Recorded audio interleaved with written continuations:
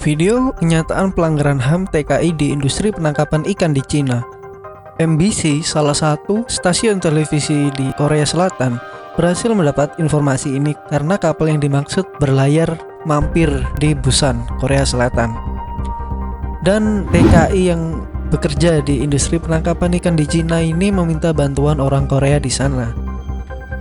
Awalnya orang Korea tidak percaya, namun sebelum diinvestigasi lebih lanjut, kapal mereka atau kapal Cina ini berangkat lagi. Terlihat dibutuhkannya sebuah investigasi internasional untuk menguak kabar ini.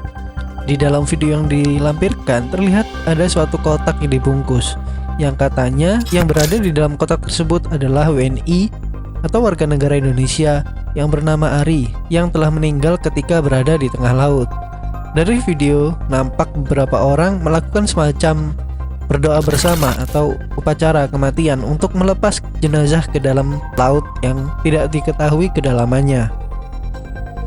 Sebelum Ari meninggal, sebelumnya juga terdapat WNI yang bernama Alpaka berumur 19 tahun dan Sepri berumur 24 tahun yang di hari kematiannya juga dibuang dengan cara yang sama. Yang mengagetkan, mereka menulis surat pernyataan yang bagi admin sangat membahayakan. Berikut adalah isi dari surat pernyataan tersebut. Dengan ini saya menyatakan setelah berangkat kerja ke luar negeri sebagai ABK atau nelayan, segala risiko akan saya tanggung sendiri bila sampai terjadi musibah sampai meninggal. Maka jenazah saya akan dikremasikan di tempat di mana kapal menyandar dengan catatan abu jenazah akan dipulangkan ke Indonesia.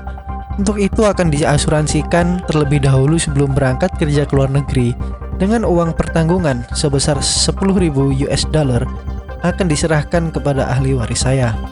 Dengan membuat surat pernyataan ini, sudah ada persetujuan kedua orang tua saya dan tidak membawa masalah kepolisian atau hukum di Indonesia. Demikianlah surat pernyataan tersebut saya buat dalam keadaan sehat tanpa ada paksaan dari pihak manapun. Setelah ditandatangani di atas materai berarti sah menurut hukum yang berlaku di Indonesia. Dari surat pernyataan di atas diketahui uang pertanggungan atau asuransinya adalah sebesar 10.000 US dollar yang berkisar antara 150 juta rupiah. Terdapat kesaksian juga bahwa orang Indonesia yang meninggal juga akan dikremasi di tempat terdekat. Rekan kerja yang meninggal tersebut sudah sakit selama 1 bulan.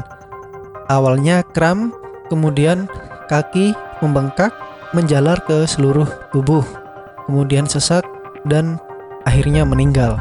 Awalnya kram, terus dia tahu-tahu kakinya bengkak dan dari kaki itu langsung nyerang ke badan. Dia nyerang ke badan langsung sesak dia, Bu. Itu adalah pernyataan dari salah satu WNI atau warga negara Indonesia yang bekerja di kapal tersebut. Mereka, para WNI, membawa minum air mineral. Sedangkan ternyata air yang mereka bawa diminum oleh pekerja lokal. Dan mereka akhirnya meminum air laut yang sudah difiltrasi, di mana hal itu sangat berbahaya. Dari video tersebut dikatakan oleh saksi mereka bekerja selama 30 jam dan hanya diselingi 6 jam untuk makan dan istirahat. Lingkungan kerja mereka seperti lingkungan kerja budak karena mereka berada di laut lepas dan tidak bisa pergi kemanapun mereka mau. Waktu kerjanya, Bu, jadi kayak berdiri itu sekitar 30 jam dan setiap 6 jam kan makan ya. Nah, jam makan inilah yang dimanfaatkan kami hanya untuk duduk. Hal yang mengagetkan lain, bahwa beberapa nelayan TKI ini setelah bekerja selama 13 bulan hanya dibayar sebesar 1,7 juta rupiah atau sekitar 130.000 rupiah per bulan. Ketika berlayar ke Busan, salah satu nelayan atau kru ada yang merasa sesak atau sakit di bagian dada, kemudian dilarikan ke rumah sakit terdekat di Busan. Namun disayangkan, telah meninggal terlebih dahulu pada 27 April 2020. Namun, pemerintah Korea mengendus adanya tindak mencurigakan dan ingin melakukan investigasi secepat mungkin karena Korea Selatan memiliki perjanjian hukum di mana mereka dapat melakukan investigasi pada kapal-kapal asing yang merapat. Namun, setelah beberapa hari kapal tersebut kembali meninggalkan Busan. Diketahui pula terdapat nelayan yang tinggal di Busan dan meminta pemerintah Korea untuk menyelesaikan masalah atau kasus-kasus ini. Yang menjadi pertanyaan adalah, materai ini untuk hukum di Indonesia, sedangkan kasus yang sedang terjadi adalah suatu kasus internasional. Sehingga apakah surat pernyataan tersebut berlaku pada kasus ini?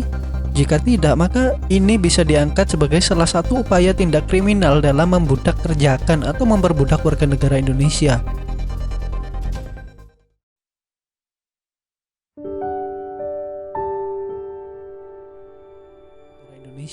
Itu saja video kali ini. Semoga kasus ini segera diklarifikasi oleh pemerintah Indonesia, dan jika benar adanya, maka kita harus mendorong supaya pemerintah harus cepat bereaksi untuk menyelesaikan kasus ini, dan untuk meyakinkan agar tidak terjadi kasus-kasus yang lain, atau malah justru menguak kasus baru yang belum terungkap.